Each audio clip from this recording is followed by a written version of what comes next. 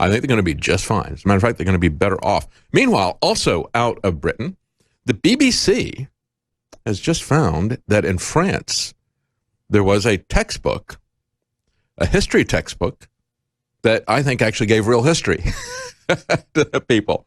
France is apologizing after it was, they were using a history textbook that linked the CIA to 9/11. Of course, that could never happen, right? Yeah, it can never happen. We can just rule that out as not possible from the get-go.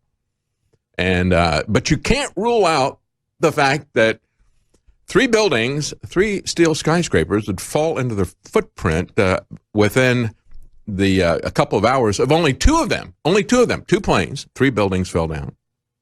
Two of them fall down their footprint in just a couple of hours. Never had that happen before. Rule out the impossibility of a plane flying that fast, even at that altitude, as the pilots who have flown those planes for many years, even instructed people on how to fly those planes, said this is not possible.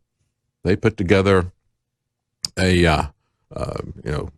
Pilots for Truth or something like that, just like you have architects and engineers for 9/11 truth, saying structurally that could not happen, even for buildings that were hit by a plane.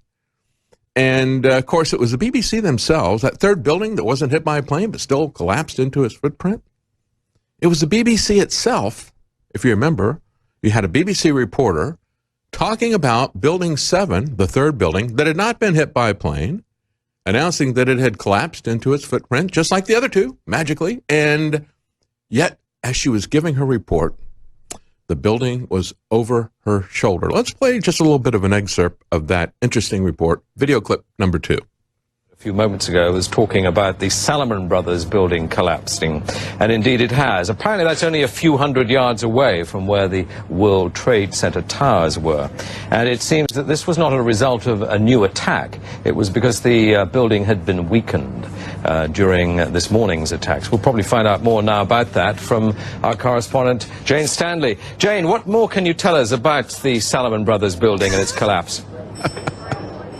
Well, only really what you already right know. Details are very, very sketchy. There's almost a sense downtown in New York behind me, down by the World Trade Centers, of just an area completely closed off as the rescue workers try to do their job. But this isn't the first building that has suffered as a result. We know that part of the Marriott Hotel next to the World Trade Center also collapsed as a result of this huge amount of falling debris from 110 floors of the two twin towers of the World Trade Center.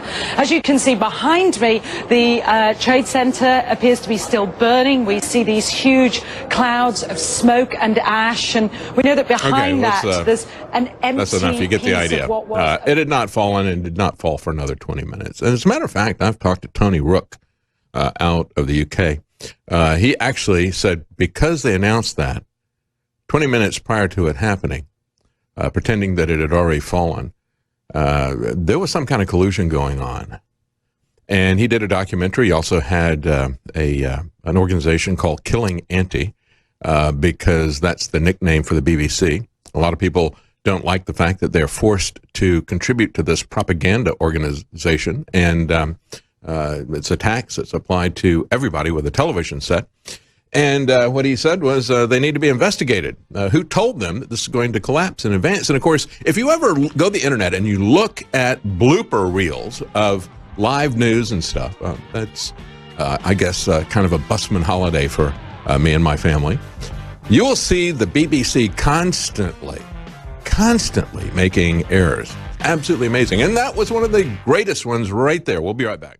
I just showed you a flashback clip to 9/11, the BBC, saying that Building 7, which was not hit by a plane, third building, had just collapsed into its footprint in just a matter of hours, and it was never hit by a plane. The other two buildings that were hit by a plane, architects and engineers have said, no, that's not possible either. It's even more improbable that a building that was not hit by a plane, Building 7, would do that. But it was amazing that they put it up there, said it had collapsed before it did.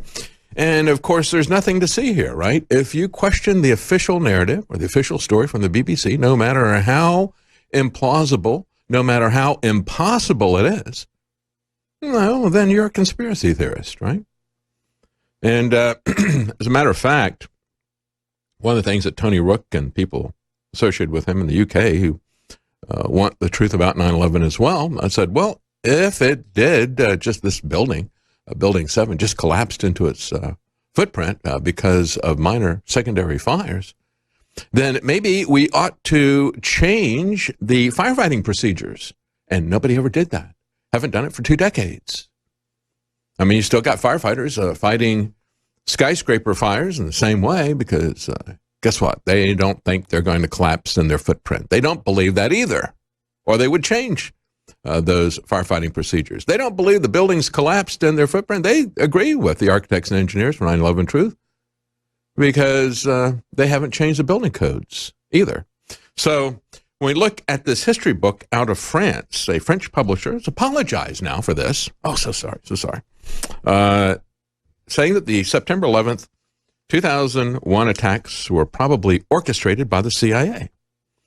As they said, the phrase which echoes conspiracy theories, devoid of any factual basis, should never have been used in this work. It doesn't reflect the editorial position either of this publisher or of the author, as said in French. So they are now doing a retraction. The book was called History of the 20th Century in Flashcards. In flashcards.